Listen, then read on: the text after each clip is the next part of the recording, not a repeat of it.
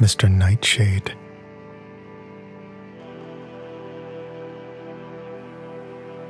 Fade in. Exterior, city street, night.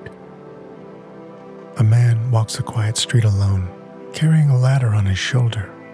A man's voice from off-screen. No one understands you. From a voyeur's viewpoint, we peer into the residence, a living room lit by a flickering television set. You never say, "I'm gonna do harm today.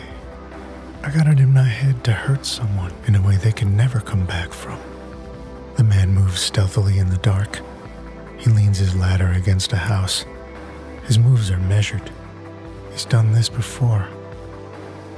No one understands the relationship you have, you and your subject. These are the thoughts that make you laugh when they get in your face asking their questions. What were you doing outside the defendant's home?